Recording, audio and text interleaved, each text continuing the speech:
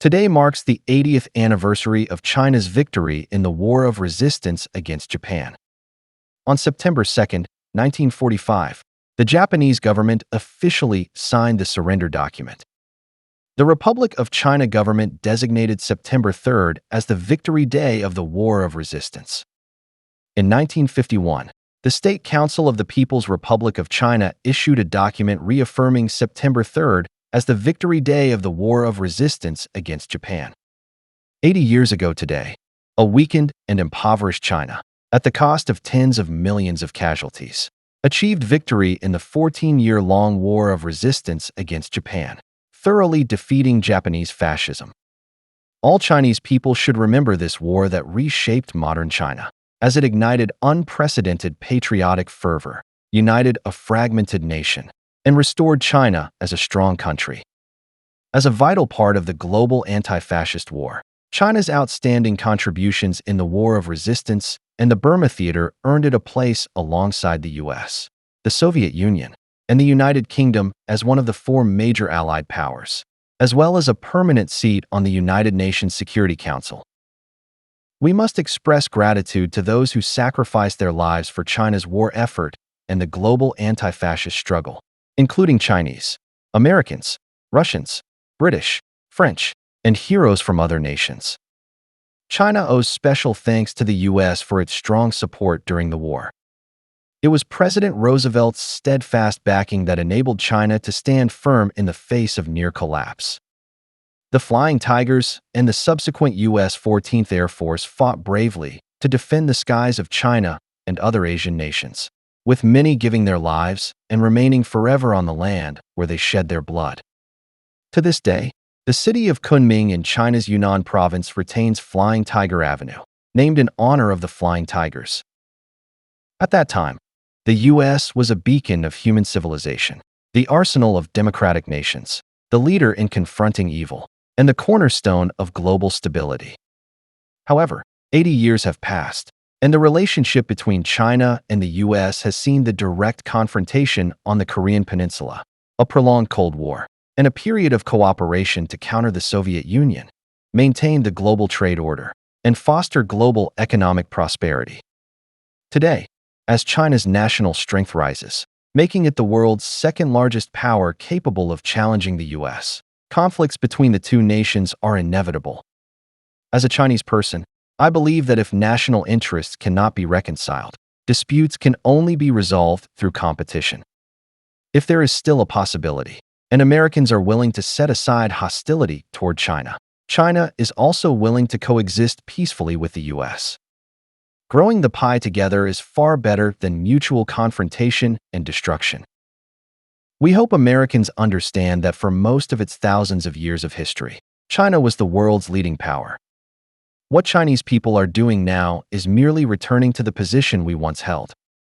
The Chinese have no intention of becoming a global hegemon like the U.S., commanding or exploiting other nations. China's cultural tradition is to focus on its own affairs and not interfere in others' internal matters. At its strongest, China influenced neighboring countries through culture, not force, which is the fundamental reason for its enduring prosperity. Anglo-Saxon nations have occupied the best lands on Earth, from North America to Australia and New Zealand, all under your control. China has not sought to hold you accountable for your colonial history, the extermination of indigenous peoples, or the enslavement of black people.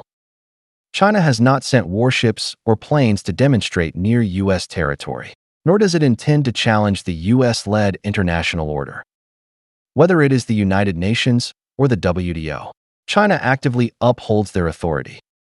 China hopes its goodwill can earn reciprocal goodwill from the Five Eyes nations and their allies. However, Americans should also know that the Chinese people do not fear conflict, confrontation, or war. Among nations with thousands of years of history, only China has consistently been a top global power, demonstrating that the Chinese are unafraid of pressure and adept at competition. When China's goodwill is exhausted and it is forced to draw its sword, opponents often pay a heavy price. In 1950, the People's Republic of China, less than a year old with a GDP far below that of the US, dared to send troops to Korea to confront the US and its dozen allies. Today, China has become the world's factory, with manufacturing output surpassing that of the entire West. 80 years ago, the US fought for human values, shining brightly, while the Chinese fought for survival. In recent decades, the US has waged wars worldwide to maintain its hegemony, while the Chinese have worked 12-hour shifts on production lines, striving to secure enough food. Today, the US, to address its debt crisis and continue reaping unearned gains, extorts allies and other nations, while the Chinese work hard to conduct fair business, earn a modest living, and improve their standard of living. There is no fundamental conflict between China and the US. Americans seek to remain the global hegemon, gaining more wealth with less labor, indulging in extravagance. The Chinese do not aim to displace Americans from their luxurious villas and take their place.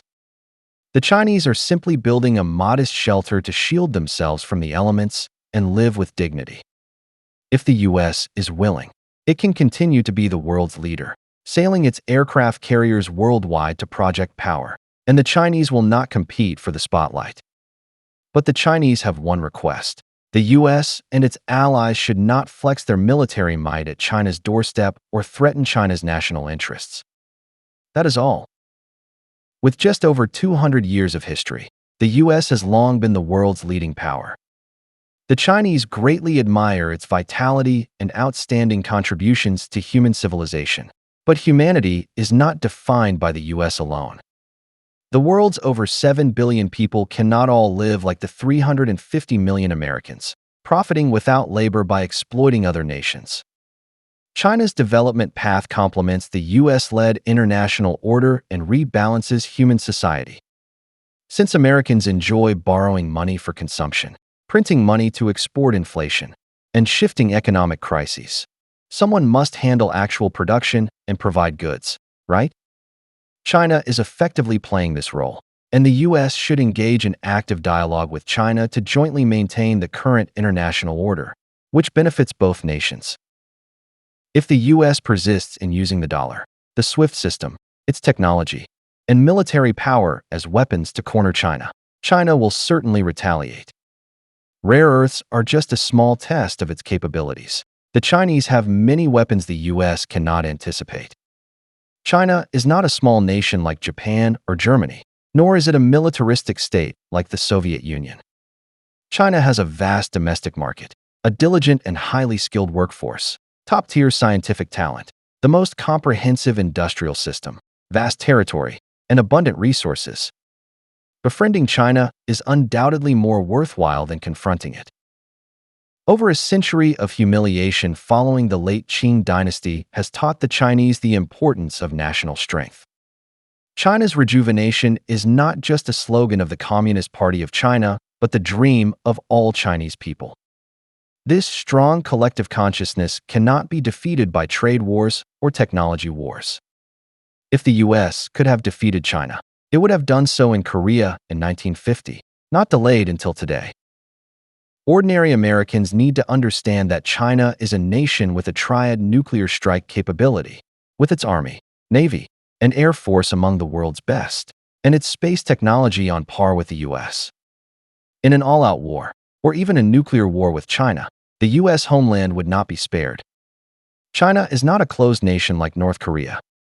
The Chinese watch Hollywood blockbusters, follow American TV shows, watch the NBA, listen to Taylor Swift, and eat at KFC and McDonald's.